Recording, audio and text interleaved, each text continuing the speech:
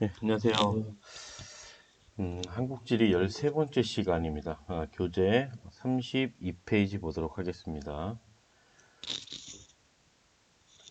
32페이지는 지금 하천 지형과 해안 지형, 그래서 하천 지형 문제 먼저 할 거예요. 그래서 지형 파트에서 이 하천 지형과 해안 지형은 거의 수능에서 각각 한 문제 한 문제씩은 거의 나오는 그런 중요한 부분이거든요. 그래서 뭐 중간고사, 기말고사 뿐만이 아니라 수능에서도 거의 뭐 출제 빈도수가 높다라고 해서 생각을 해주시면 될 것 같아요. 먼저 지금 하천에 대해서 이제 유역과 하계망이 있는데, 유역, 우리 한강유역이다, 뭐 낙동강유역이다 이런 말 들어봤을 거예요.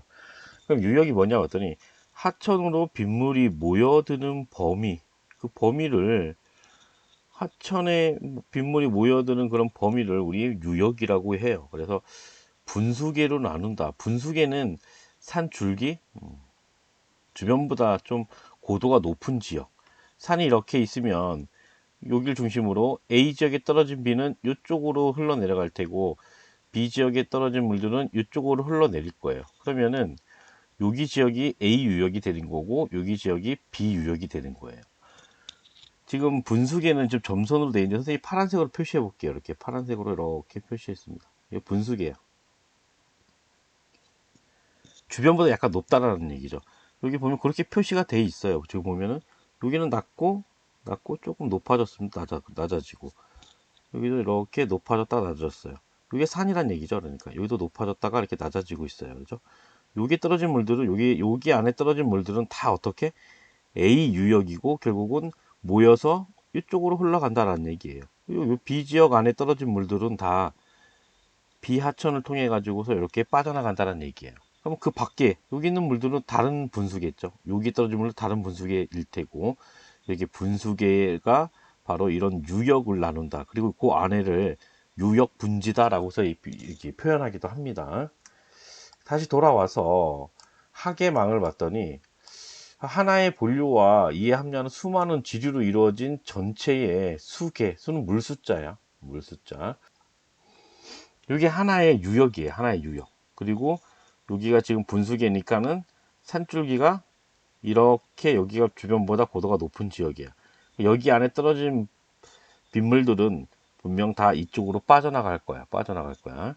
그래서 여기 지역을 하천의 뭐 하류다라고서 표현할 수 있을 것 같고, 여기 지역을 한 중류다라고 얘기할 수 있을 것 같고, 이런 지역을 뭐 상류다라고 얘기할 수 있을 거예요. 그죠? 네, 본류를 선생님이 만약에 이렇게 그어 볼게요. 여기 다 모이니까 이렇게 해서 한 이 정도가 본류라고 얘기할까요? 본류?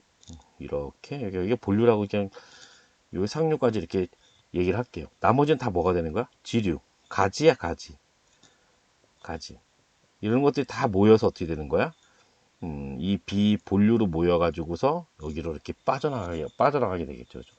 이것을 하계망이라고 얘기를 합니다. 상류와 하류를 한번 비교를 하겠습니다. 보면은 평균 경사가 상류는 급하고 하류는 완만하다. 이렇다는 얘기죠. 하천이 여기 어, 이렇다는 얘기야. 과장을 해서 그린 거예요. 선생님이. 이쪽은 상류가 될 거 아니야, 그지? 이쪽은 이렇게 해서 결국은 바다와 만나겠죠, 그죠? 여기는 하류가 될 거야, 하류가. 경사가 완만해요, 여기는 완만해. 하지만 여기 경사가 급하다. 근데 좀 과장해서 그린 거야. 이 정도까지 경사가 나오질 않습니다. 상류는 급하고 하류는 완만하다. 그리고 평균 하폭, 여기는 좁고 넓다. 상류는 당연히 좁겠죠, 그죠? 하류로 갈수록 넓어질 거예요. 가령 예를 들어서 한강을 보더라도 한강을 한번 볼까요? 서울에 이렇게 흘러가는 강이 지금 한강이잖아요, 그죠? 한강의 이 강폭이 꽤나 넓다라는 거죠. 뭐 서울은 다 한 번씩 가봤을 테니까 이 강폭이 꽤나 넓어요. 뭐 한 1km 이상씩 좀 될 것 같은 생각이 들어요. 그런데 이 하천을 따라 계속 가볼게요. 이게 좀 한강이거든요. 계속 따라가지고서 쭉 갖고 제천도 이게 한강이 흘러가는 곳이야. 쭉 흘러가지고 정선 지역, 정선에 더 가볼까요? 이 정도. 여기에서 더 올라가 볼까? 한 이 정도에. 이것도 한강으로 흘러가요. 당겨 볼게요. 어째요? 하천의 하폭이 좁죠, 그죠? 유량도 많아요, 적어요? 유량도 적죠, 그죠? 여기서 그런 것들을 다 확인할 수 있어요. 그래서 우리 캠핑 같은데 계곡 같은 데를 놀러 가면 아무래도 하폭 좁잖아요. 한강의 이 하류 지역보다는 평균 유량은 당연히 하류가 많을 수밖에 없겠죠. 왜? 하류로 가면은 여러 개의 지류들이 모여가지고서 물이 모였기 때문에 강폭도 넓을 뿐만이 아니라 유량도 많죠. 그죠? 상류는 그 유량이 적다. 태적물의 평균 입자 크기가 상류 지역은 크고 하류 지역은 작대요. 한 두 가지 이유를 얘기할 수 있을 것 같아요. 여기에 있는 이만한 자갈이 있다고 칩시다. 자갈이 이렇게 있었어요. 자갈이. 근데 얘가 이렇게 하천에 비가 오면은 급류가 흐르기 시작하면 어떻게 돼요? 이렇게 굴러서 내려갈 수 있겠죠. 운반될 수 있겠죠. 그죠? 운반되는 과정에서 어떻게 돼요? 침식이 되겠죠. 침식되면 어떻게 돼요? 그 사이즈가 더 작아지겠죠. 그죠? 점점 이렇게 점점 작아질 수 있을 거예요. 그래서 여기는 굉장히 작은 것들이 있고 이쪽으로 갈수록 더 큰 게 있다는 거예요. 여긴 자갈. 가다가 뭐 여기는 뭐 자갈 모래. 여기는 뭐 모래 점토. 여기는 뭐 점토. 이렇게 하류로 갈수록 퇴적물의 평균 입자의 크기가 작아진다는 거죠. 또 한 가지는 뭐냐면은 평균 입자 큰 것들은 어떻게 돼요? 잘 운반이 돼, 안 돼? 그 상류에 그냥 여기 쌓여 있는 거죠. 운반하지 못하고. 하지만 작은 것들은 어떻게 돼요? 멀리까지 운반되겠죠. 그죠? 따라서 하류 지역에는 이 작은 것들은, 점토 같은 것들은 더 멀리까지 운반시킬 수 있기 때문에 하류에서 굉장히 작은 퇴적물 입자들이 나타날 수 있겠지. 그지? 그 다음에 퇴적물의 평균 원마도 같은 경우에는 이 원은 원형이에요. 그대로 원형. 마는 마식이라 그래서 갈마자예요. 갈마자. 근데 이렇게 모관한 돌이 있었어요. 이렇게 모관한 돌이. 그러면은 침식을 받으면 어떻게 돼요? 깎일 거 아니에요. 그죠? 얘가 하천 강바닥에서 구르거든요. 그럼 여기가 깎였어. 여기가 깎이고, 여기가 깎이고, 여기가 깎였어. 그럼 어떻게 돼요? 좀 더 둥그러졌죠. 그죠? 이렇게 둥그러졌어. 그 다음에 더 깎여. 그럼 어떻게 돼요? 나중에 이렇게 둥근 돌이 나타날 수 있다라는 거죠. 그죠? 그런데 상류보다는 여기는 요만큼 침식받았어. 근데 하류로 갈수록 어때요? 더 많이 침식받을 수 있는 음, 구간, 시간 이런 것들이 있을 수 있을 거 아니에요. 따라서 침식을 하루로 갈수록 더 많이 받았기 때문에 원마도가 더 높다, 크다라는 거지. 그럼 여기는 모관한 돌, 이런 돌들이 있을 수 있다는 거예요. 아이고, 이런 돌이 있을 수 있다는 얘기야. 하지만은 하류로 가면은 똑같은 자갈이라고 하더라도 하류로 가면 이렇게 동글동글한 돌들이 더 많이 나타난다라는 거지, 그지? 그 날개 부분에 이렇게 원마도라고 나오고 있어요, 그죠? 둥근 정도이다라고. 자갈이 하천에 의해서 운반될 때 서로 부딪히면서 모서리 부분이 마모된다, 둥글게 되는데 하천의 하류로 갈수록 더 그 원마도가 더 높게 나타난다라고서 생각하시면 될 것 같아요. 우리나라의 하천 특색, 하천의 유료와 특색, 동고서저 지형이다. 두만강을 제외한 대부분의 큰 하천은 황해와 남해로 흐른다. 우리 뭐 요 부분은 전 시간에 다 해서 동고서저 지형은 얘기를 했을 거예요, 그죠? 그럼 실제로 보면 우리나라의 주요 하천이거든요. 그럼 산맥을 선생님이 한번 그려보면 여기에 지금 무슨 산맥이 내려오는 거예요, 이렇게? 태백산맥이 내려와요, 태백산맥. 그리고 이쪽으로 이렇게 흘러가는 산맥이 뭐냐면 이렇게 이게 함경산맥이에요. 함경산맥. 우리는 동쪽에 치우쳐서 여기 함경산맥과 이 태백산맥은 1차 산맥이라 그랬어요. 1차 산맥은 어땠어요? 높고 험준하고 연소성이 강하다라고서 얘기했었죠. 그죠? 동고서저 지형 이렇게 나타나기 때문에 이쪽이 서쪽이고 이쪽이 동쪽이야.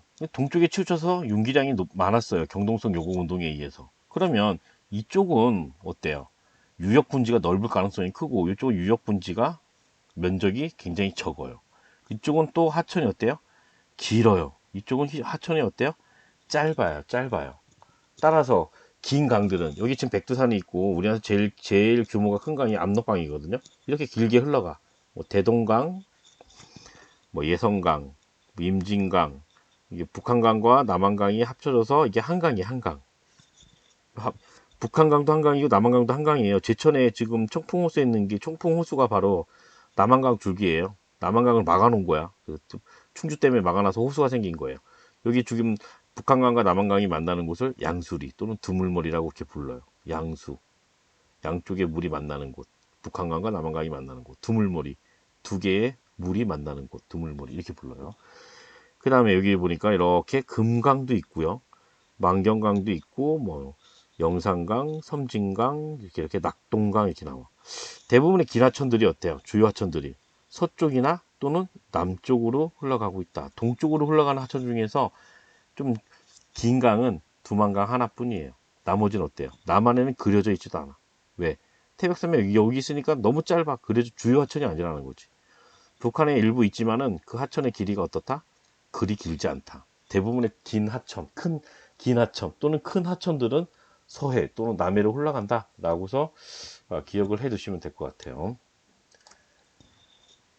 황해와 남해로 유입하는 하천이 동해로 유입하는 하천보다 대체로 유로가 길다는 얘기겠죠, 그죠? 경사가 완만하다 이 얘기는 뭐야? 여기는 어때? 경사가 완만하지, 그죠? 이쪽이 서쪽이야, 그죠? 동쪽은 경사가 급하다. 그리고 하천의 길이는 여기가 서쪽으로 흘러가는 하천 또는 남쪽으로 흘러가는 하천의 길이가 길다라고서 기억해 주시며, 유량 변화가 큰 하천, 우리는 강수량의 계절 차가 크다. 겨울에는 한랭 건조해. 겨울에는 건조. 여름에는 고온 다습합니다. 다습. 여름에 비가 다 와. 겨울에는 너무 건조해. 그래서 그 유량의 변동이 크다는 얘기지. 그러니까 여름철에 장마가 왔을 때, 태풍이 왔을 때, 뭐 호우가 내릴 때는 빗물이 엄청나게 모여가지고서 유량이 엄청나게 많다라는 거죠, 그죠? 그리고 건조할 때는 쫄쫄거려. 강바닥이 다 드러나서 거의 물이 흘러가지 않는, 이걸 하상계수가 크다라고 해서 얘기해요. 그래서 한번 얘기를 했었을 겁니다, 전 시간에. 하상계수가 우리나라 하천은 매우 커요. 좀 이따 확인할게요. 여름철에 홍수가 자주 발생하고, 홍수가 발생하는 것은 뭐 태풍은 비만 오는 게 아니라, 바람만 부는 게 아니라 비도 엄청나게 뿌리게 되잖아요, 그죠? 뭐 장마 이런 거에 의해서, 또는 집중호우 같은 이런 호우 이런 거에 의해서 홍수가 자주 발생하고, 그 외 계절은 용수가 부족하다는 얘기 뭐야? 매우 건조하다는 얘기죠. 건조. 비가 안 내려요. 비가 안 내려. 그 수력 발전에 불리하다는 얘기지. 비가 내렸을 때만, 어느 정도 물이 있을 때만 수력 발전을 할 수 있으니까. 건조할 때는 선생님이 그 물 흘려 보내면 되잖아요. 하지만 흘려 보내기가 참 어려워요. 왜냐하면은 이 물은 뭐야? 우리가 용수로 쓸 거야. 그래서 수력 발전 댐을 지어 놓고서도 사실상 전기를 많이 생산하지 못한다라는 거지. 1년 내내 생산하는 게 아니라 한시적으로 조금씩, 비가 왔을 때 물이 충분히 여유가 있을 때 발전을 하려고 물을 흘려보낼 수 있을 테니까. 하천교통 발달에 불리하다. 유럽이나 미국이나 외국 가보면 큰 배들도, 큰 선박들, 컨테이너 선박들도 강을 통해 가지고서 배들이 운항할 수 있거든요. 왜? 하천의 수위가 거의 일정하게 유지가 되니까. 가령 독일의 라인강이다 라고 한다면은 하산계수가 큰 게 아니라 거기는 하산계수가 작아요. 작다는 얘기는 1월달, 2월달, 3월달 쭈루루 12월달까지 강수가 보통 비슷하게 내려. 뭐 이만큼 내렸어? 요만큼 비슷비슷하게 내려요. 그럼 뭐야? 하천의 수위가 비교적 일정하다는 얘기잖아, 그지? 그러면은 바닥이 드러날 일이 없다라는 얘기야. 그러면 훨씬 더 배가 잘 다닐 수 있겠지. 하천 교통이 발달하는 거지. 하지만 우리나라는 그럴 수 없다라는 거지. 여름철에는 수위가 높지만은 겨울철에는 강바닥이 드러나니까. 그러면 그런 대책, 이런 어떤 건조한 문제, 비가 한 계절에 집중되는 문제를 해결하기 위해서 어떻게 해야 되는가? 물을 확보해야 되겠죠, 그죠? 저수지나 댐 건설해 가지고서 물을 모아 놓는 거예요. 그래서 우리나라 같은 경우에는 이런 다목적 댐 같은 거 굉장히 많이 건설돼 있고, 저수지도 많이 있어요. 뭐 최천 같은 것만 하더라도 의림지, 제1의림지, 제2의림지 뭐 이런 것들이 있잖아요, 그죠? 명암 저수지 뭐 이런 것들이 다 뭐야? 저수지. 그리고 댐, 충주댐에 의해서 지금 청풍 호수가 생겨 있어요. 청풍호. 제주는 청풍호라고 부르고 충주 가면 충주호수라고 불러요. 이런 수리 시설을 건설해야 된다. 그리고 산림 녹화. 숲은 댐이에요. 숲에 있는 나무들은 물을 저장하고 있어. 그래서 물을 저장하고 있고, 천천히 물을 지하수로 흘려보내기 때문에 물을 저장하는 역할을 해요. 그래서 숲을 많이 조성을 해야 한다라는 얘기가 되겠죠. 그죠? 화산개수하고 녹색댐 한번 볼게요. 연중 최소 유량. 우리나라 겨울철에 만약에 내려가는 게 1이다. 최대 유량 비율, 최대 유량이 여름철에 이거 1보다 만약에 300배, 300 내려간다. 그럼 하산계수가 바로 300이야. 이게 하산계수야, 하산계수.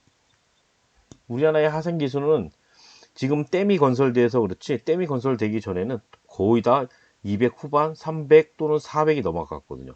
다시 말해서 가장 적게 내려갈 때 1이 내려가면은 가장 많이 내려갈 때는 막 300, 400배씩 내려갔다는 얘기야. 그 정도로 강수량의 계절적 어떤 이 차가 크기 때문에 유량 변동이 컸다라는 얘기가 되겠죠. 녹색댐, 숲은 빗물을 저장한다. 조금씩 흘려보내기 때문에 댐과 같은 역할을 한다. 그래서 이런 숲을 조성해야 한다라는 얘기야. 그 하산계수를 한번 볼게요. 지금 우리나라 세계 주요 하천의 하산계수를 비교한 것이거든요. 여기가 지금 우리나라 하천이야. 우리나라 하천. 우리나라 하천은 한강이 거의 100이 조금 안 되네요. 그죠? 영산강, 뭐 금강, 낙동강, 뭐 섬진강 막 이렇게 나오고 있어요. 그런데 이거는 현재 댐 건설 후야. 댐 건설. 만약에 댐이 건설돼 있지 않았다면은 여기 있는 막대들은 선생님이 보기에는 섬진강은 한 이 정도는 와야 될 것 같고, 낙동강도 이 정도는 와야 될 것 같고, 한강도 200이 넘었었어요. 다 이렇게. 근데 그나마 이게 하산 기수가 작아진 이유가 댐 건설이라는 거지. 댐 건설이니까 물을 모아놨다 어떻게 하는 거야? 조금씩 흘려 보내는 거야. 그죠? 흘려 보내니까는 가장 적게 내려갈 때가 강바닥이 드러나는 일이 조금 별로 없어졌다라는 거지. 지금 현재는. 근데 과거의 자연하천들은 이렇게 컸다라는 거죠. 이렇게 굉장히. 그래도 댐을 건설했다고 치더라도 다른 나라에 비해서 어때? 다른 나라에 비해서 하산 계수가 엄청 크다. 특히 낙동강, 섬진강 같은 경우는 매우 크게 나타나죠. 미시피가 미국에 있고, 이집트에 있고, 독일에 있고, 센강 같은 경우에는 프랑스, 영국, 이거는 중국에 있는 중국의 창장강, 중국에서 제일 큰 강이에요. 얘네는 굉장히 작아요. 그러면은 유량 변동이 크다는 얘기가 작다는 얘기야? 유량 변동이 적어. 그럼 뭐야? 선박들이 잘 다닐 수 있다 없다? 있다. 하천 교통에 유리하겠죠. 하천 교통에 유리하다라고 얘기하죠. 우리는 불리하다라고서 얘기할 수 있겠죠. 그죠? 그러면은 이런 차이가 나타나는 이유가 무엇인가? 다시 한번 또 봤더니 우리나라 홍천의 강수 패턴이에요. 봤더니 7월달과 8월달에 어때요? 엄청나게 많이 와. 300mm 넘게 왔어 7월달에. 근데 이때 얼마큼 내리냐? 한 25mm밖에 안 와요. 이때 막 325 내렸는데 10배도 넘게 와 한 달 동안에. 1월달과 비교해서 요 7월달과 8월달에 내린 강수가 50% 이상이에요. 우리나라 같은 경우는 7월달, 8월달 내린 강수가 50% 이상. 대체적으로 모든 지역이 다 그런 건 아니지만은 평균적으로 7월달, 8월달 이 두 달 동안 내린 강수가 50% 이상. 그러니까 여름에 집중된다는 얘기죠. 그 겨울철에 내린 양은 뭐야? 얼마 되지 않는다는 얘기죠. 근데 홍천만 그러냐? 우리나라 전체적으로 이러한 강수 패턴이 크다라는 거지. 제천도 당연히 7월달, 8월달에 많이 오겠죠. 그죠? 감자 좀 볼게요. 하천의 하류에서 밀물과 썰물의 영향으로 수위가 물의 위치, 높이에 물의 높이. 밀물은 밀고 들어 높아질 테고 썰물 때는 낮아질 거 아니에요. 그죠? 수위가 주기적으로 오르내리는 하천이다. 근데 이 밀물과 썰물의 차를 뭐라 불러요? 조차라고 하죠. 조차. 여러 가지 말로 써. 조차 또는 뭐야? 조석 간만의 차라고 부르기도 하고 또는 밀물과 썰물의 차, 머리 되게 여러 가지로 부르고 있네요. 그죠? 다 같은 말이야. 조차가 크다. 밀물 썰물의 차가 크다. 조석간만의 차가 크다. 다 같은 말이야. 그런데 이 조차가 큰 곳이 어디냐? 바로 황해와 남해.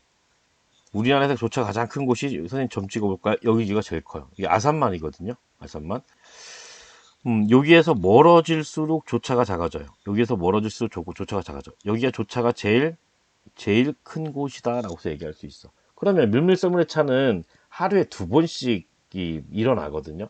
그래서 밀물도 하루에 2번, 밀물과 썰물, 밀물 썰물 이게 하루에 어떻게 2번씩 반복되거든요. 2번, 두 번씩 반복이 되는데, 이거 왜 발생해요? 조차는 뭐 때문에?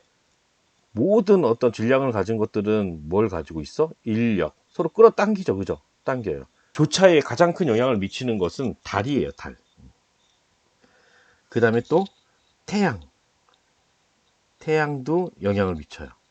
그럼 만약에 지구가 이렇게 있으면 지구와 태양, 지구와 달과 태양이 일직선이 될 때 어떠냐? 가장 조차가 커요. 그럼 그 조차가 큰 때가 뭐냐? 보름때 또는 금음때. 이때 조차가 크거든요. 보름과 금음때. 이때가 조차가 크다. 그럼 왜 황해안과 서해안이 더 크냐? 동해안은 일반적으로 좀 조차가 좀 작게 나타나요. 서해안의 조차가 동해안보다 훨씬 커요. 조차가 제일 큰 데가 여기거든요. 여기가 클 때는 거의 10m 정도 돼요. 밀물과 썰물의 이 높이 차가, 밀물 때 바다의 높이, 썰물 때 바다의 높이, 이 높이 차가 한 10m 정도 나타날 수 있다는 얘기죠. 그런데 동해안의 이쪽 지역 가면은, 여기 지역 가면은 불과 20cm, 커봐야 뭐 적을 때는 뭐 수센치밖에 안 돼요. 그러면 눈으로 파도가 왔다 갔다 하는데 물이 빠졌다가 들어왔다, 밀물 썰물, 그것을 확인이 쉬워 어려워? 거의 확인하기가 어렵다라는 거죠. 하지만은 이 서해안 같은 경우에는 조차가 엄청나게 커요. 그럼 왜 크냐 했더니, 여기는 바다 면적이 좁아. 여기 바다 면적이 넓어. 그럼 달과 태양이 물을 끌어당긴다고 쳐요. 그러면은 이 물이 훨씬 더 많이 당겨진다라고 생각을 하면 돼요. 당겨진다는 얘기는 뭐 우주로 날아간다는 얘기 아니라 당겨져 가지고서 쭉 육지로 밀려오는 거죠. 육지로 이렇게 밀려오는 거야. 그리고 여기는 수심이 굉장히 얕잖아요. 그죠? 면적도 좁고 수심도 얕다. 그리고 여기 해안선이 복잡해요. 그래서 밀물 때 이쪽에서 이렇게 물이 밀려와요. 근데 여긴 넓잖아. 넓으니까 물이 많아 안 많아? 이쪽에 물이 많지. 근데 갈수록 점점 좁아져. 그럼 물이 어떻게 돼요? 이 넓은 데서 온 물이 이 좁은 데 모이려면 어떻게 돼요? 더 높이 올라가야 될 거 아니야. 그죠? 그럼 여기는 뭐야? 밀물이 훨씬 더 높게 올라갈 수 있다는 얘기죠. 그래서 밀물섬의 차가 제일 큰 지역이 이렇게 아산만 지역이라고, 이게 제일 커요. 그래서 여기서 제일 크고 이쪽으로 갈수록 적어지고, 여기에서 이렇게 갈수록 적어진다라고 생각을 하시면 되겠습니다. 밀물 때 바닷물이 유입돼요. 밀물이 육지로 밀려오면서 주변 농경지에 흘러 들어가면은 염해 피해가 발생할 수도 있겠죠. 그죠? 소금물이에요, 소금물. 소금물은 농도가 어때요? 농도가 높아요. 삼탑에 있어서 여기 벼가 이렇게 자라고 있으면 이게 바닷물이야. 이 식물의 줄기 안에는 어떤 수분이 있겠죠. 이게 수분이. 이 수분이 어떻게 돼요? 다 빠져나와요. 다 빠져나와. 이제 배추를 소금에 절이면 어때요? 이 숨이 죽는다고 하잖아요. 배추 안에 있는 수분이 다 빠져나와서 그런 거죠. 염분기가 또 배게 되겠지, 그지? 그러면 이렇게 염해피해를 입게 되면은, 벼가 수분을 다 잃어버려서 말라 죽거든요. 이런 피해를 입을 수 있다라는 거지. 그 다음에 여름철 집중호우와 비가 많이 내렸어요. 이 비는 어디로 흘러내려갈 거야? 바다로 흘러갈 거야. 바다로 흘러가려고 하는데 빗물이 엄청나게 많아진 거죠. 근데 바닷물이 어떻게 돼요? 밀고 올라와요. 바닷물과 만났어. 그럼 어떻게 돼요? 홍수가 더 크게 일어날 수 있겠지, 그지? 만조와 집중호우와, 만조 찰만자야, 찰만자. 가득 차다 할 때 찰만자, 만땅 주유할 때 그 만자. 그럼 만조 때 밀물과 썰물의 차가 굉장히 크단 말이에요. 그럼 이때 이 밀물이 엄청나게 크게 밀려올 때 이거 겹쳐버리면 뭐야? 홍수 피해 범위가 넓어질 수 있겠죠. 그죠? 비가 많이 내렸으면 그 빗물이 바다로 빠져나가야 되는데, 썰물 때 빠져나가겠지만, 물론 썰물 때 빠져나가겠지만, 다시 밀물이 쭉 올라오면은 그 물이 배수가 안 돼서 홍수 피해가 커진다. 염해 방지, 용수 확보를 위해 하구뚝을 건설하기도 했다. 그래서 오른쪽에 지도 나오는 지역이 우리나라의 하구뚝이 설치된 곳이 어디냐? 여기는 하구뚝이라고 써져 있네, 그죠? 우리는 하구뚝이 설치된 곳은 바로 세 개에 있어, 세 개. 여기 금강 하구뚝, 여기 영산강 하구뚝, 여기 낙동강 하구뚝. 한강에는 하구뚝이 없어요. 한강에는. 그리고 지금 감조 구간이라서 감조. 여기 감조하천이라고 했는데 감자가 느낄 감자거든요. 그 조류의 영향, 조류를 느끼는 조류의 영향이 있는 하천이 바로 감조하천이에요. 그러면은 감조 구간이라는 얘기는 썰물이 밀고 들어갈 수 있는 범위를 의미하거든요. 썰물이. 얘는 썰물이 어디까지 갖고 들어갈 수 있다는 얘기냐면 이렇게 해서 여기까지 들어간다는 얘기야.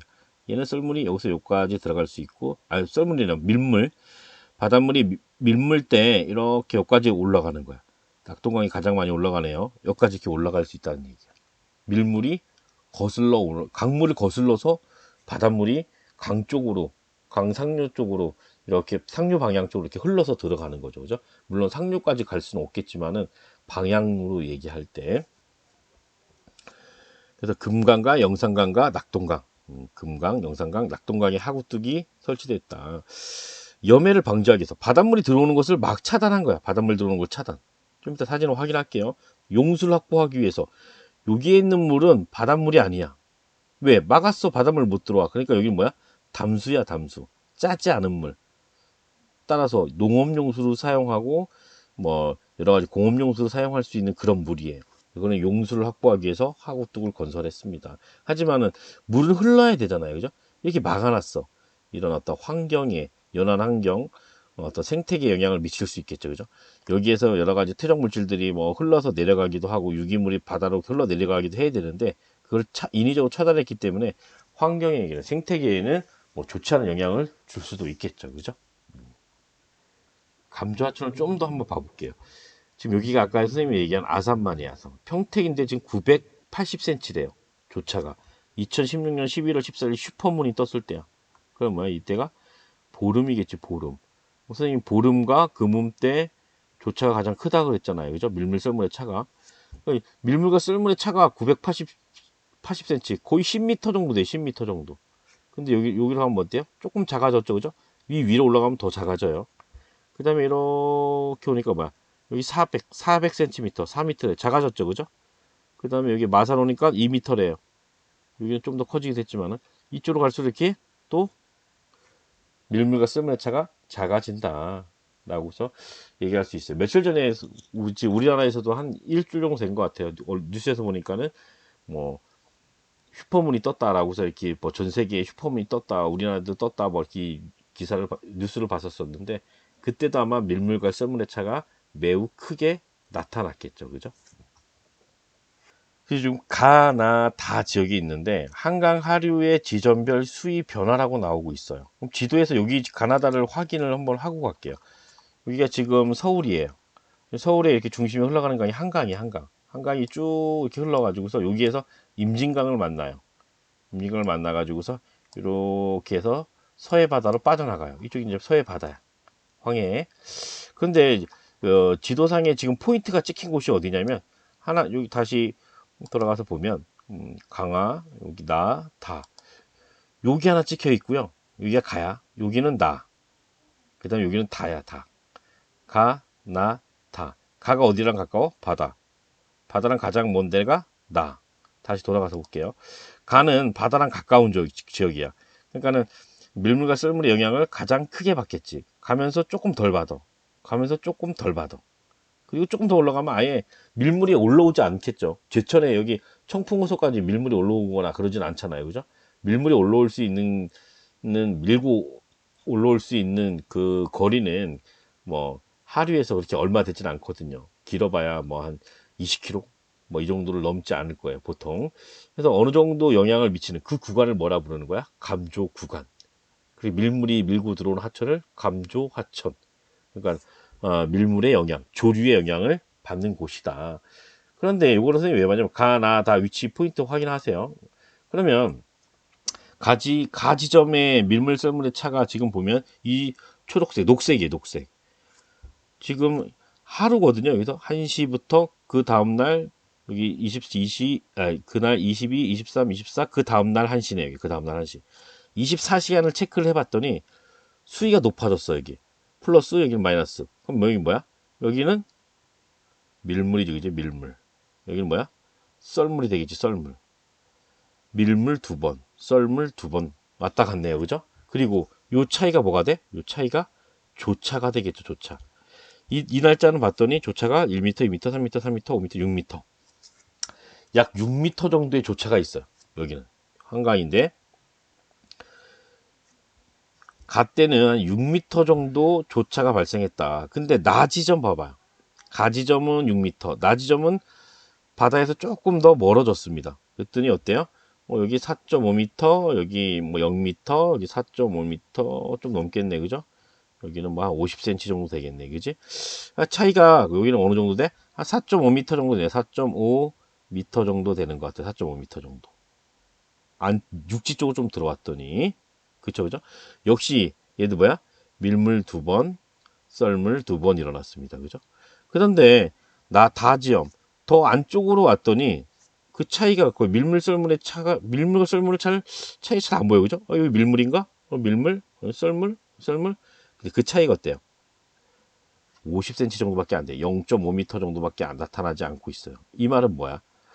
그래서 감조 하천은 한강 하류에서 바다하고 만나는 부분 거기서 제일 크게 나타나고 안쪽으로 갈수록 그 조류의 영향, 밀물의 영향이 밀물과 썰물의 그 영향이 작아지는구나. 그리고 더 안쪽으로 들어가면은 그 조류의 영향이 전혀 나타나지 않겠죠, 그죠? 그런 것들을 지금 알려주고 있는 거예요. 그래서 가 부분에서 굉장히 밀물성 매차가 크고 조금 적어지고 조금 적어지고 그리고 실제로 여기는 여기 이렇지만은 밀물이 클 때는 이 밀물이 밀고 들어와서 한강을 밀고 들어와요. 어디까지 밀고 들어왔냐면 여기까지 밀고 들어왔습니다. 지금 여기 여의도거든요. 이 여의도에서 여기 건너가면 여기가 뭐냐면 마포야, 마포. 과거 조선시대 때 대동법에 의해서 어떤 어, 조공을 실은 배들이 이렇게 곡식을 쌀을 실은 배들이 이렇게 올라와가지고서 또 세금으로 냈겠죠, 그죠? 그럼 이 올라올 때 뭐 타고도 올라야 돼요? 밀물을 타고 올라야겠죠. 밀물 타고서. 그리고 여기다 내려놓고 썰물 때 어떻게 돼? 썰물 때 내려가야겠죠. 썰물 때. 왜? 밀물 때 내려가려면 내려가려도 배가 내려가기 힘들 거예요. 과거에 동력선이 아니라 다 이제 바람을 이용하거나 했을 테니까요. 그죠? 지금 오른쪽 사진은 이게 염해 피해를 본 거예요. 지금 좀 말라 죽었잖아요. 그죠? 얘가 가지고 있는 수분을 삼투압에 의해서 이 소금물이 여기 소금물이 있으면 소금물이 농도가 높기 때문에 수분이 달리 다 빠져나간 거야. 그래서 이런 염해 피해를 입을 수 있다.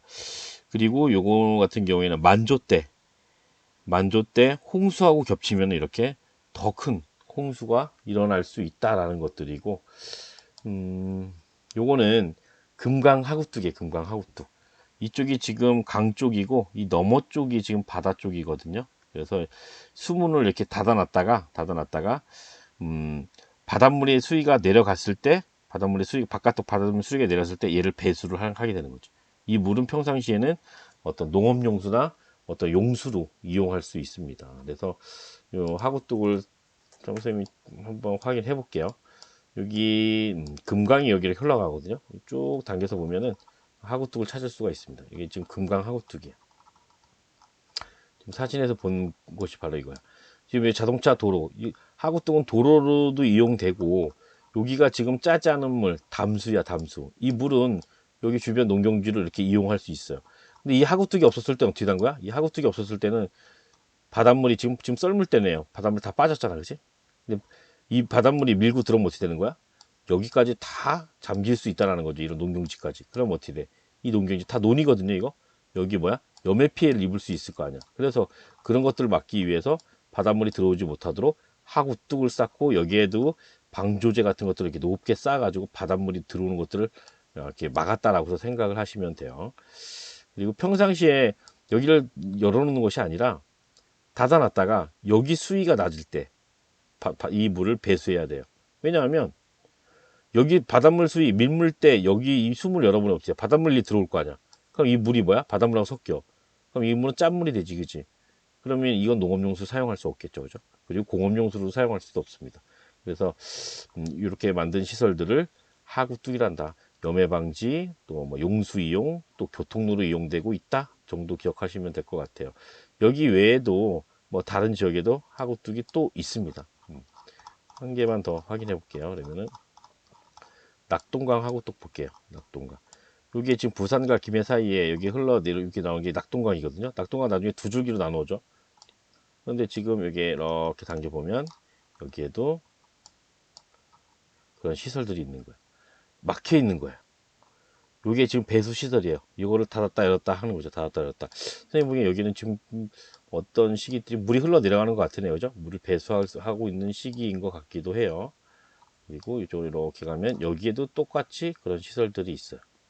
물살을 보니까는 이 강물 수위가 높아서 물을 이렇게 흘려 보내고 있는 어떤 시간인 것 같아요. 지금은 썰물 때 물이 더 이쪽 수위가 낮을 때라고 생각하셔도 될 것 같아요. 자료 분석 간단하게 좀 확인하고서 넘어가겠습니다. 유량 변동이 큰 우리나라 하천 이미 했죠, 그죠? 한강 대교에서 관측했대요. 유량 변화를 1유량이래요. 1유량 보니까는 1월부터 12월까지 있습니다. 그런데 여기는 초당 입방미터 세제곱미터라는 초당 물이 그 한강 대교를 통과하는 물의 양을 의미하는 거죠, 그죠? 그런데 7월 달에 어느 날 봤더니 엄청나게 높아. 7천 초당 1초당 7천 세제곱미터가 여기를 통과했다는 뜻이에요. 그런데 어때요? 여기 7천이에요. 7천이 넘어. 그런데 평상시는 어때요? 100도 안 돼요. 그죠? 아니요. 여기 1000이 안 돼요. 그죠? 그리고 연간 평균 유량은 초당 396이야. 평균이 이런데 여긴 7천이란 얘기야. 7천이란 얘기. 거의 20배 가까이 되잖아. 근데 더 적을 땐 어때요? 더 적잖아요. 그죠? 1월달, 2월달, 3월달 굉장히 적잖아요. 그죠? 굉장히 작아요. 여기도 굉장히 작아요. 근데 이거보다 훨씬 더 작을 텐데 그나마 댐에서 이 물을 어떻게 한 거야? 막아놨다가 저장해뒀다가 조금씩 흘려 보내니까는 이 정도 흘러 내려가는 거야. 그래서 이야기를 보니까 대부분의 지역은 계절에 따라서 강수 변동이 크다. 계절에 따라서 하천의 유량 변동도 따라서 당연히 클 수밖에 없겠지, 그지? 여름철에 집중된다. 뭐 이런 집중호우, 장마 이런 것들, 태풍도 이때 올 테고 이때는 급증하는 반면 겨울철에는 가뭄이 지속될 때는 하천 바닥이 드러날 정도로 유량이 감소한다. 우리나라 하천은 과거에 비해 이번에 하천 유량의 변동 폭이 줄었대요. 과거에 비해서는 좀 좋아진 거야, 그죠? 왜? 댐 조수지 이런 것들 수리시설과 산림 녹화 사업 이런 것들을 좀 했기 때문에 유량 조절 능력이 커졌기 때문에 하상 개수가 작아진 거죠. 옛날에는 가령 낙동강의 하상 개수가 1대 한 450이다 이 정도 됐거든요. 근데 지금 아까는 그 봤을 때 이보다 더 적었잖아요. 그죠? 이뭐 1대 뭐 한 300 이렇게 줄어드는 이유가 이런 댐 건설이나 이런 수리시설 건설로 인해서 하상 개수가 좀 줄어들었다라고 생각하시면 될 것 같아요. 그럼 하천 중상류 일대의 지형, 중상류 지형을 먼저 하고 하류 지형은 다음 시간에 할 거예요. 중상류 지형 먼저 하고 하류 지형은 나중에 한다. 근데 이번 시간에 하류 지형을 조금 한 다음에 이 중상류 지형을 이야기해야 될 것 같아요. 함께 이야기가 조금 될 거예요. 감히 공류하천. 이 공류 먼저 볼까요? 공류라는 것은 뭐야? 이렇게 구불구불 흘러간다는 얘기야. 하천은 이렇게 흘러갈 것 같지만 사실은 이렇게 흘러간다는 얘기죠. 이러한 지형이 있어요. 여기 평지야, 평지. 좀 과장을 해서 여기는 경사지형이에요. 경사지형. 그리고 이렇게 해서 이렇게. 여기 뭐야? 바다야, 바다. 여기 좀 더 높아야 될 것 같은데, 그죠? 여기서부터 바다. 이렇게 바다 좀 더 낮게 이렇게. 그럼 여기 이제 육지인데 여기 경사가 큰 거야. 여기는 경사가 완만한 거라고 생각하면 돼. 경사가 완만하다. 여기 경사가 급하다고 생각하면 돼요. 경사가 급한 지역을 흐르는 하천은 이렇게 별로 구불구불하지 않고 거의 똑바로 이렇게 흘러가요. 이런 식으로. 이런 방향을 크게 공유하지 않아. 그런데 평지를 흐르는 하천은 어떻게 되냐면 이렇게 공유해요. 어느 나라를 가나 공유해요. 왜냐하면 자유공유 하천에서는 측방 침식이라는 게 활발하거든요. 측방 하천이 이렇게 있으면 여기 강 바닥이야. 옆에를 이렇게 깎아, 옆에를 깎는 걸 뭐냐면 측방 침식이라 그래. 측방 침식. 그 다음에 이 아래를 깎았어. 아래를 깎아, 아래를 깎아, 아래를 깎아. 그러면 하천이 나중에 어떻게 흐를까요? 여기 이렇게 흐를 거 아니야, 그죠? 이렇게 흐를 거 아니야. 하천이 여기 흐를 거 아니야, 그죠? 이걸 뭐라 불러? 하방 침식이라, 하방 침식. 근데 이렇게 평지를 흐를 때 하천의 하류로 흐르는 하천은 어때요? 측방 침식이 굉장히 더 활발해요. 하방 침식보다. 그런데 땅이 융기하거나 해수면이 하강하게 되면은 이렇게 하방 침식이 굉장히 좀 활발합니다. 하방 침식이. 그래서 요 내용을 우선 좀 알고서 뒤에서 다시 한번 요 생각을 하면서 이해하면 좀 더 쉬울 것 같은 생각이 들어요. 다시 돌아가서 볼게요. 감익공유하천 산지 사이를 공유하는 하천이에요. 그러니까 산지가 있다는 얘기는 하천의 중상류라네요. 중상류 지역에 가면은 산지가 많잖아요, 그죠? 하류로 가면 이제 평야나 이런 것들이 좀 나타나거든요. 근데 산지에서 공유한다는 얘기죠. 선생님 아까 뭐라 했어요? 이렇게 경사가 급하면 경사가 급하면 어떻다 그랬어요? 그렇게 공유하지 않는다고 했잖아. 그냥 거의 똑바로 이렇게 흘러내려온다고 했잖아요, 그죠? 그럼 왜 공유하고 있는가? 전 시간에 했지만 신생대 지각변동, 신생대 제3기 때, 신생대 제3기 때 뭐가 있었어요? 융기가 있었지, 그지? 융기가. 이게 뭐야? 경동성, 요곡운동. 이 융기량이 많았던 곳이 하천의 중상류 지역이에요. 통고 소저 지역. 여기 융기 많이 했잖아, 그지? 우리 서쪽으로 흘러가는 하천이 큰 하천인데 뭐야? 여기가 바로 중상류가 되겠지, 그지? 중상류 지역의 융기량이 상대적으로 어떻다? 비교적 융기량이 많아. 융기량이 많아. 그렇다는 얘기 뭐냐면은 중생대 말기 한번 다시 돌아가봐. 중생대 말기 때 어떻다 그랬어요? 우리나라의 지형은 침식을 받아서 평탄해졌다고 했습니다. 평탄. 중생대 말기 때. 근데 신생대 3기 때 경동성 요곡운동이 있었던 거죠. 다시 말하면 중생대 말기 때는 평탄했던 거야. 평탄했었으니까 어떻게 했을까요? 이렇게 자유공유하던 하천이 있었어요. 그런데 이게 융기했어. 그러니까 융기하더라도 어때요?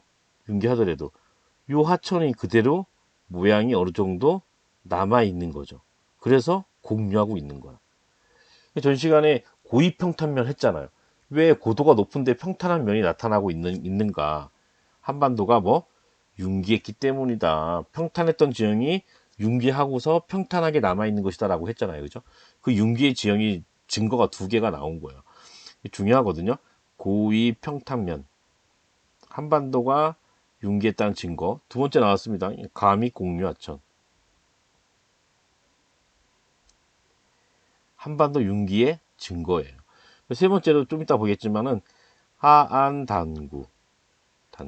그래서 요 세 가지가 바로 한반도 융기의 증거로 많이 이야기되어집니다. 하천 주변 경관이 빼어나 레포츠 등 관광 자원으로 이용된다. 그래서 뭐 래프팅을 즐긴다든지 또 그죠? 그 외에도 주변에 산지가 많다 보니까는 뭐 패러글라이딩 또는 뭐 캠핑장 또는 뭐 펜션 등등 여러 가지 어떤 관광 자원으로 이용되는 곳이 바로 하천의 중상류 지역이구나라고서 볼 수 있습니다.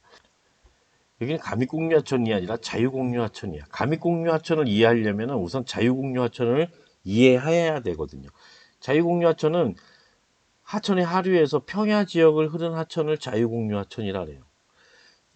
애초에 이렇게 흘렀던 하천이 시간이 지나고 나면은 이런 모양으로 바뀌고 이런 모양으로 바뀔 수도 있다라는 얘기예요.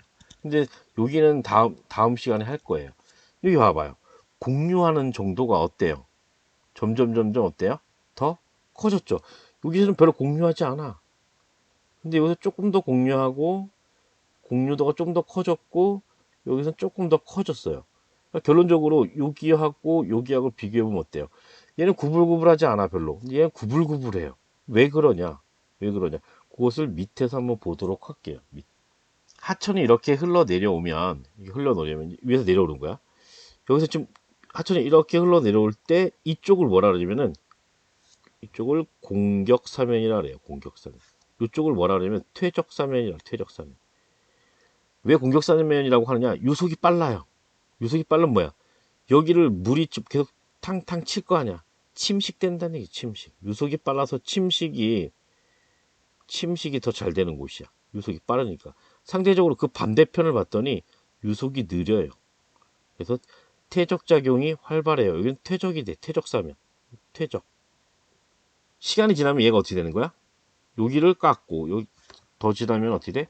더 깎고, 더 깎고, 더 깎고, 더 깎고, 안으로 깎고 들어가는 거죠. 그럼 여기는 뭐야?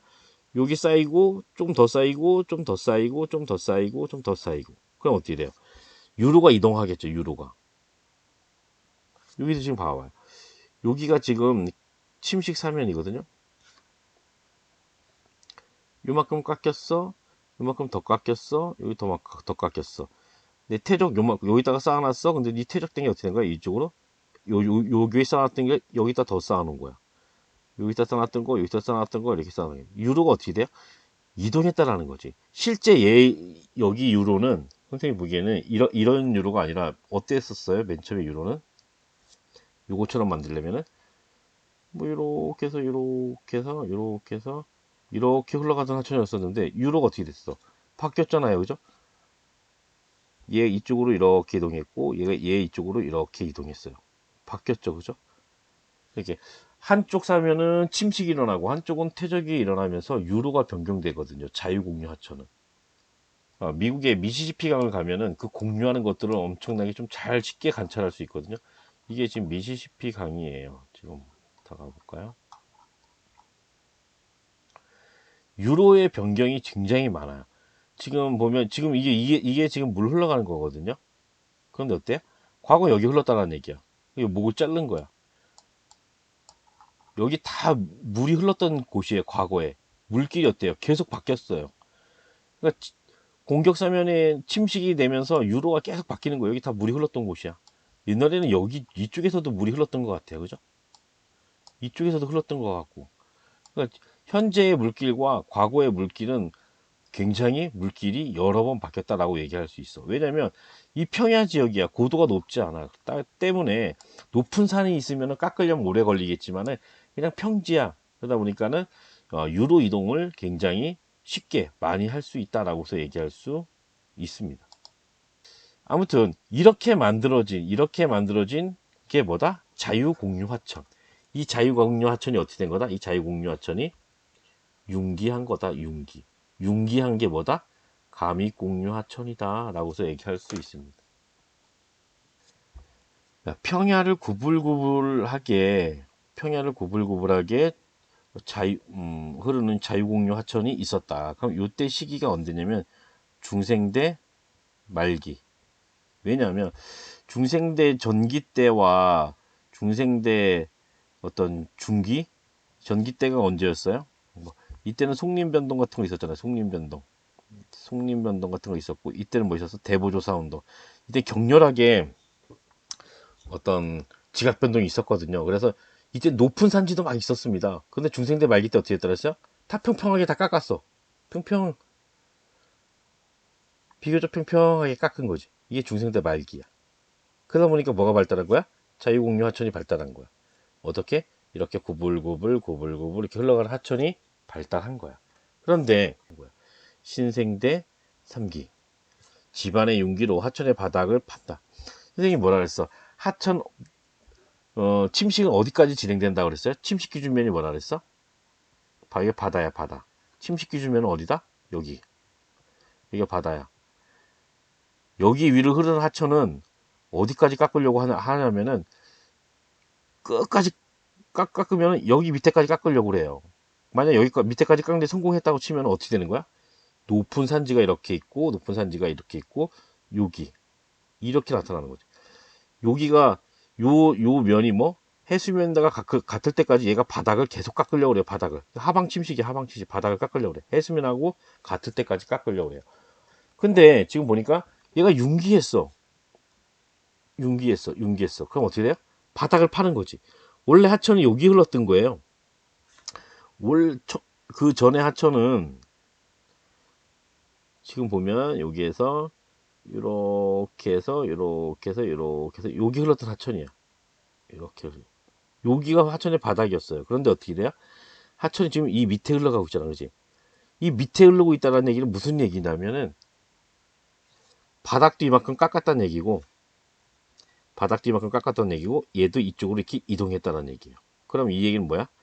하방 침식도 있었다는 얘기고, 측방 침식도 있었다는 얘기야. 그래서 우리나라의 하천은 보통 이래요. 경동성 요국 운동에 의해서 융기하면서 하방 침식 플러스 측방 침식이 이루어졌다. 측방 침식. 하방 침식이 더 조금 더 우세했어요. 그래서 여기 흐르던 하천이 가령 이렇게 된 거지. 이런 식으로 얘기하면 돼요. 여기 흐르던 하천이 옆으로 이동하면서 밑으로 덮었어. 이렇게 이동한 거야. 근데 여기 흐르던 하천이 옆으로 이동하고 밑으로 더 내려갔어. 나중에 여기 흐른 거지. 또 여기 흐르던 하천이 옆으로 이동하고 밑으로 더 올라갔어. 파란색으로 한번 선생님 표시를 해볼게요. 어떻게? 결국은 옆으로도 이동했고 밑으로도 이동했다라는 거지. 근데 그림 잘못 그렸지만 하방 침식을 더 많이 받았어요. 측방보다는. 뭐 경우에 따라 다를 수 있겠지만은 하방 침식도 받고 측방 침식도 받았다라고서 이해하시면 될 것 같아요. 시간이 또 더 지나면 이렇게 된다는 거죠. 시간이 이렇게 돼요. 요거는 이 두께가 좀 더 두꺼워요. 아까는 요만큼 이렇게 내려갔다고 이렇게 표현했었거든요. 근데 얘는 더 많이 융기했다는 얘기야. 그래서 과거에 이 하천이 흘렀던 요 지역, 평평한 지역, 이 평평한 지역을 뭐라 하냐면 하안 단구라 그래. 하안 단구. 옛 강바닥은 융기가 되어 더 이상 침수되지 않는 아니면 농경지와 칠학 등으로 이용된다. 예전에 하천의 바닥이 보통 하안 단구예요. 하안 단구. 좀 더 우리하고 좀 익숙한 단양 지역을 보면서 여기 제천이 여기 있습니다. 여기 좀 단양이거든요. 단양 지역을 한번 볼게요. 여기 단양 다 한 번은 가보셨을 텐데 여기가 단양 읍내거든요. 여기 앞에 강이 흘러가고 있고 강은 손바닥 모양 이렇게 흘러간다라고 얘기할 수 있어요. 그러면 이렇게 좀 돌려서 선생님이 보면은 좀 더 지도를 이렇게 눕혀 볼게요.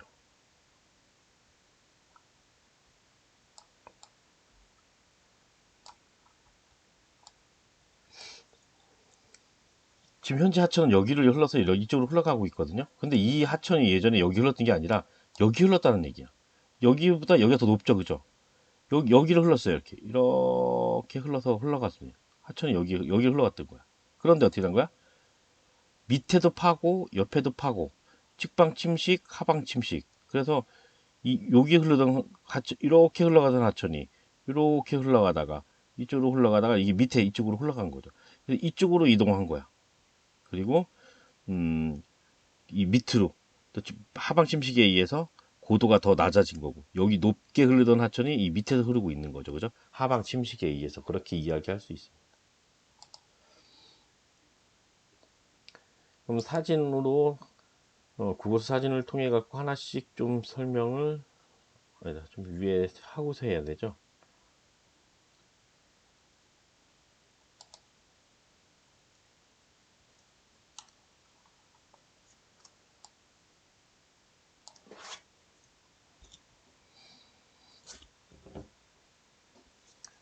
하한 단구를 볼게요. 하천 주변에 분포하는 계단 모양, 이 단자가 계단이에요, 계단.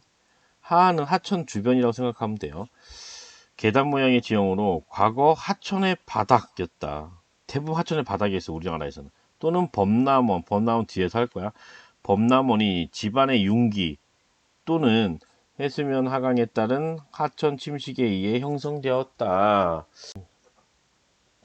집안이 융기한다는 얘기는 다시 말하면 해수면이 하강한다는 것과 별반 지형에 영향을 주는 것은 같다라고 얘기할 수 있거든요. 왜냐하면 이거야. 집안이 융기한다는 얘기는 뭐야?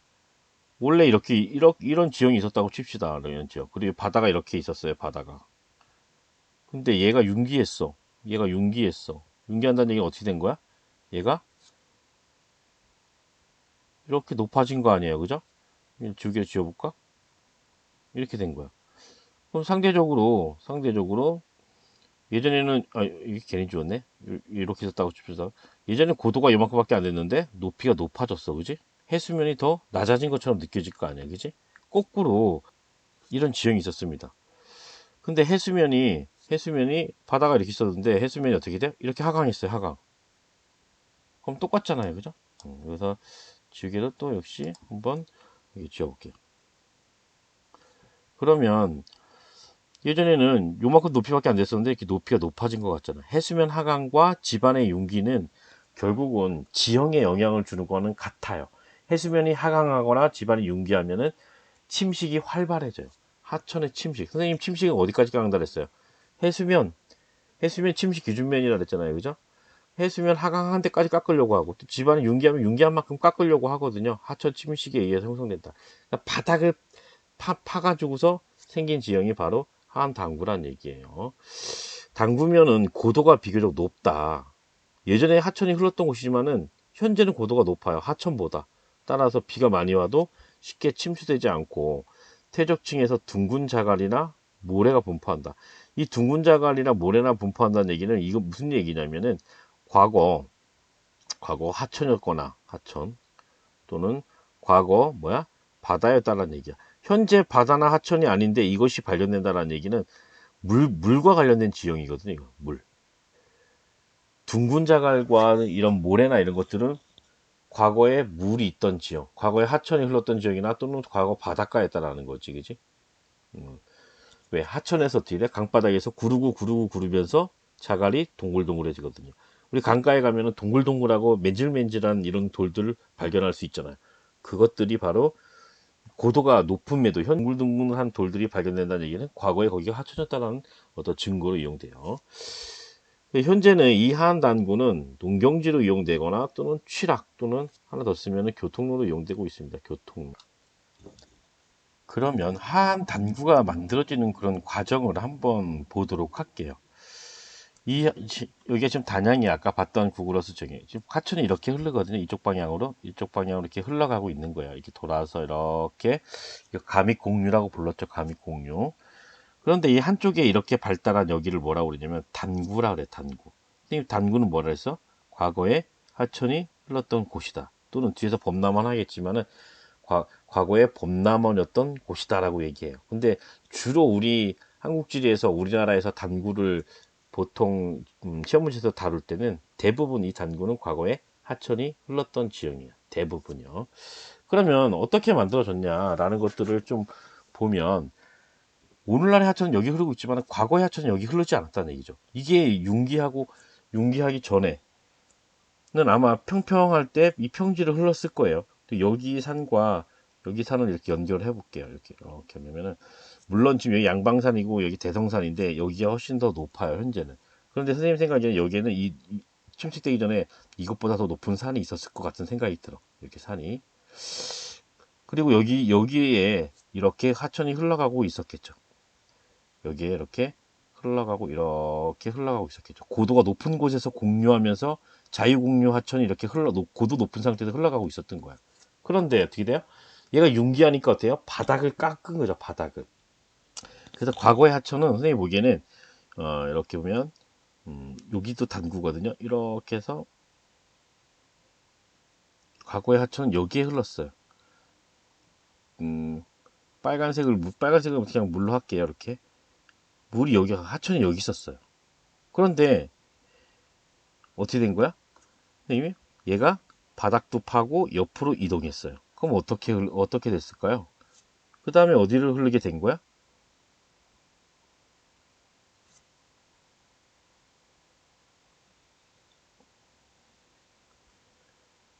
여기에 흐르게 된 거야. 그 다음 하천은. 그 다음 어떻게? 또 어디야? 더 밑에를 깎고 또 옆으로 또 이동했어. 그럼 어떻게 돼요? 그러면은 이렇게 되겠죠, 그죠? 하천이 여기를 흘러. 너무 많이 했나? 너무 많이 했어요. 그 다음에 여기 이렇게 해서 이렇게 뭐 여기를 흘렀다. 오늘날에는 어떻게 흐른다? 이렇게 해서 여기를 흘러가고 있다라는 거죠. 그죠? 그럼 하천이 조금 전체적으로 볼 때 어때요? 밑으로 이렇게 팠어요. 이게 뭐야? 하방 침식했던 하방 침식. 그리고 이쪽으로 이렇게 이동했어요. 이렇게 이동했어. 왜? 여기가 공격사면이거든요. 여기가 깎이는 곳이야. 깎이는 곳. 침식이 활발한 곳. 여기는 퇴적이 활발한 곳이야. 그래서 여기 쌓아놓으면서 이렇게 쌓아놓으면서 이쪽으로 이동했고, 얘는 깎이면서 이렇게 뒤로 이동한 거. 결국은 얘를 연결하면 어떤 식이 되냐? 계단 모양의 지형이 나온다라는 거죠. 강바닥이지만 얘가 이렇게.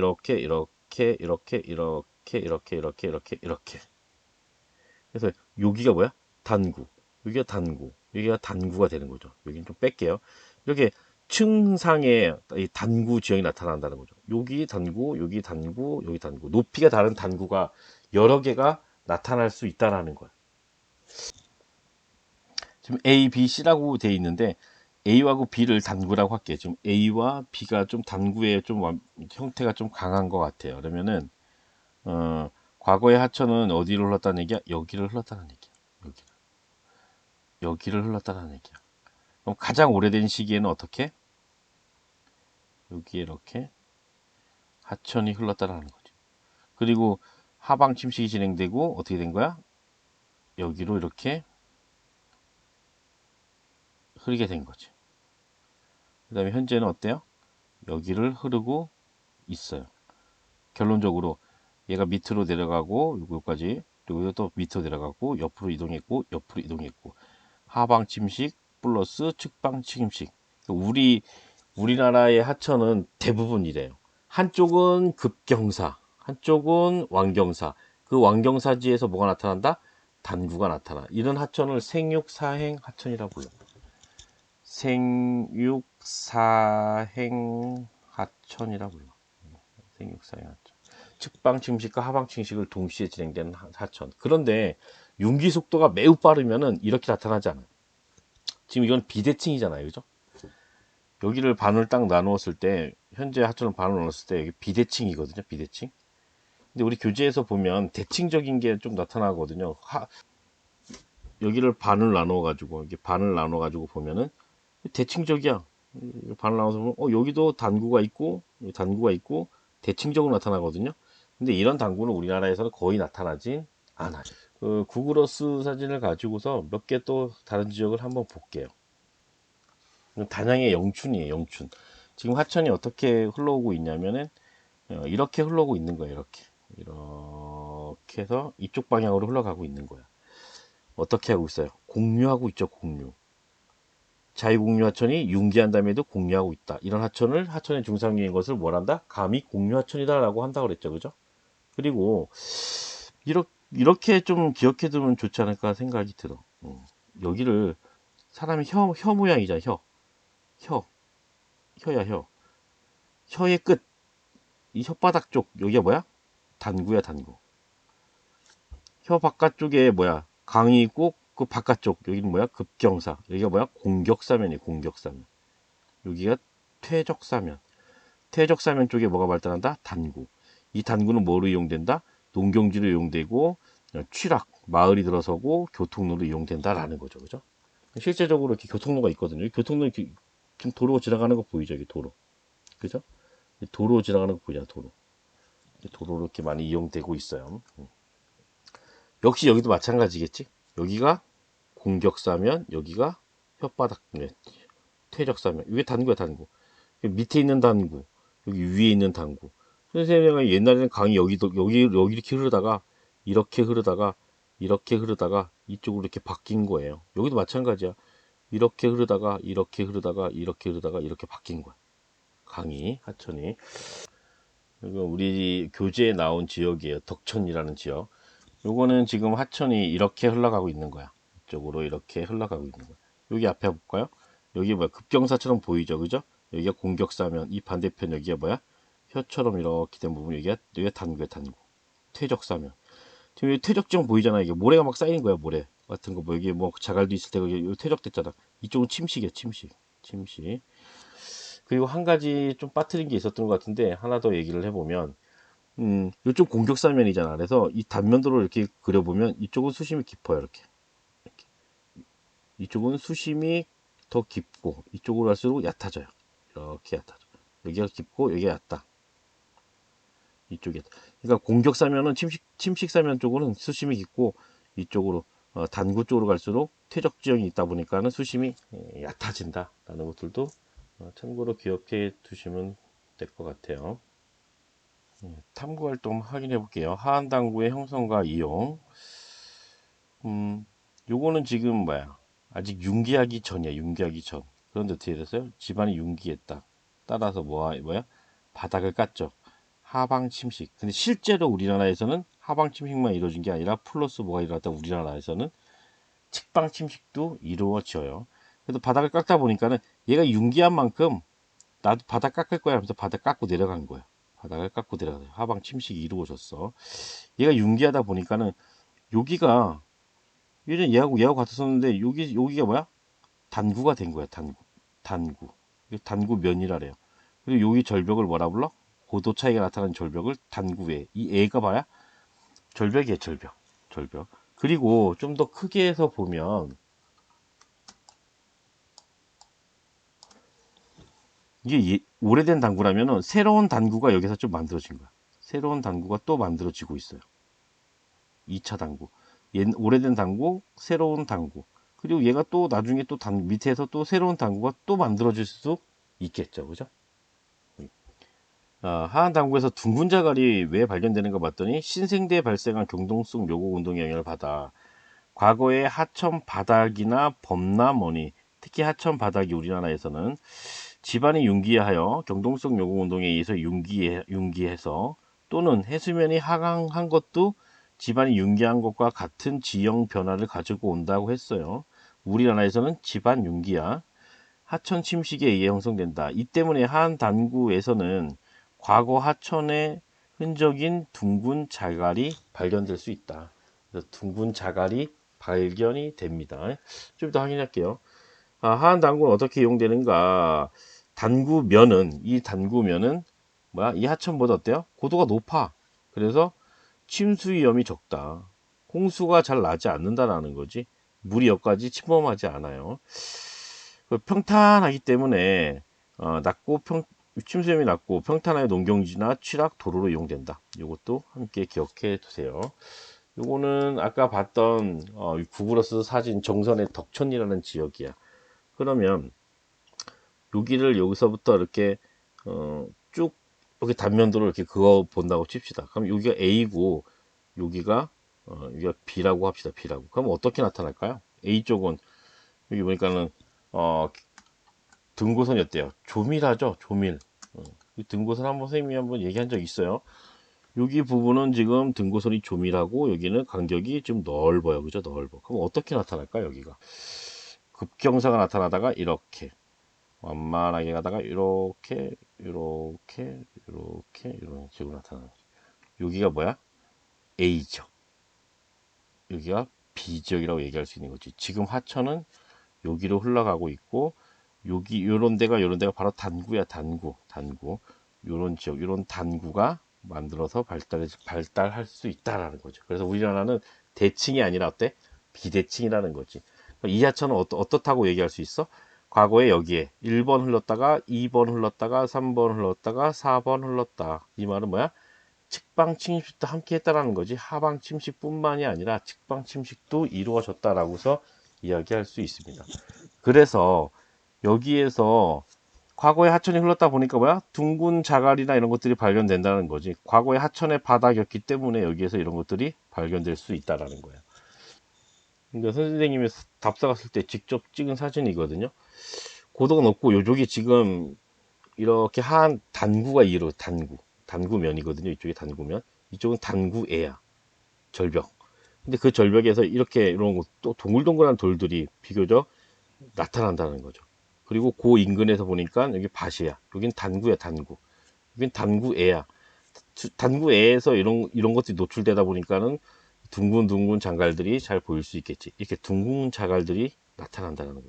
이것은 뭐다? 과거에 하천의 증거다라고서 얘기할 수 있다라는 거죠. 하천이 흘렀던. 실제로 선생님이 단양중학교에서 근무했었는데 단양중학교 뒤쪽에 대성산 쪽이 있거든요. 실제로 이런 둥근 돌들이 눈에 이렇게 관찰이 돼요.